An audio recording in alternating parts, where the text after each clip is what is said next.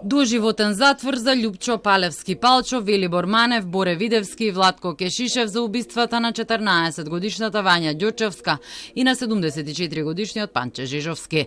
Судијата Ивица Стефановски денеска во кривичниот суд ја изрече пресудата за свирепите убиства кои ја шокираа јавноста и кои беа извршени на 22 ноември и на 27 ноември 2023 година. Суд секој обвинет поединечно и тоа обвинетиот Велибор Манев, обвинетиот Боре Видевски, обвинетиот Владко Кешишев и обвинетиот Љупчо Палевски ги осудува на единствена казна до животен затвор.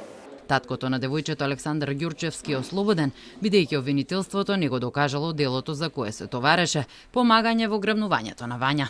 Изречените доживотни казни затвор за обвинетите Велибор Манев, Боре Видевски, Владко Кешишев и Љупчо Палевски се доказ дека ниту еден сторител не може да остане неоткриен во сторување на вакви грозоморни кривични дела, дека и покрај испланираното до детали убиство и на Вања Ѓурчевска и на Панче Жежовски, обвинетите се откриени и се добија заслужената казна затвор.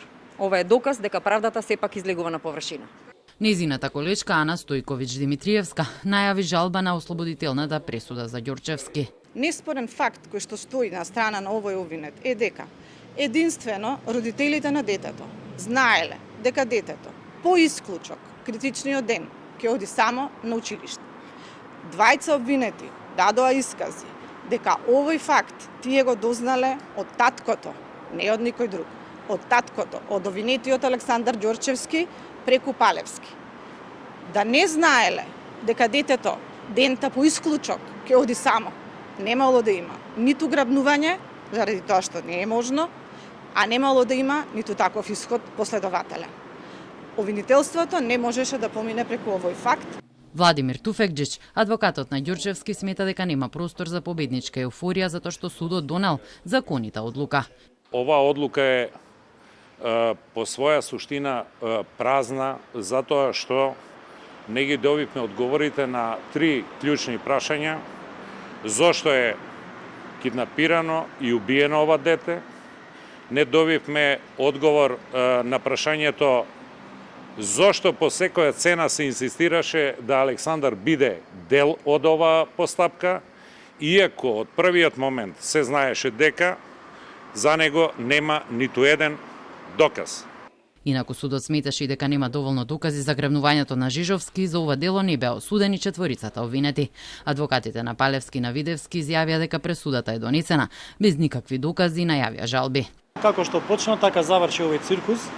Обвинителството без нити еден доказ. Судот врз основа на напишаното во обвинителниот акт, мислам дека она дене што беше прочитано, беше само препис од обвинителниот акт, ни еден доказ, нема нити разумен сомнеш, а да имаше барем еден разумен сомнеш кој наликува на доказ, ќе беше добро за да имаме вакви пресуди. Ако ја слушнавте објавата на пресудата, сигурно слушнавме два непобитни факти. Во својата објава судот ги ослободува обвинетите од грабнувањето на Панче Жежовски. Па јас би запрашал како го убија, а не го грабнаа. А жалба најави адвокатот на Кешишев, бидејќи судот не ги земал в предвид олеснителните околности. Доколку не бил Кешишев, немаше да бидат пронајдени ниту телата, ниту пак начинот на извршување на грабнувањата, а особено сметаме дека судот не поклони доволно верба на исказот на Кешишев во делот на дека истиот действувал по страф и по наредби на обвинетиот Палевски. Судењето, кое на моменти беше тешко за следење и слушање, траеше 10 месеци. Осудените остануваат во притвор до правосилност на пресудата.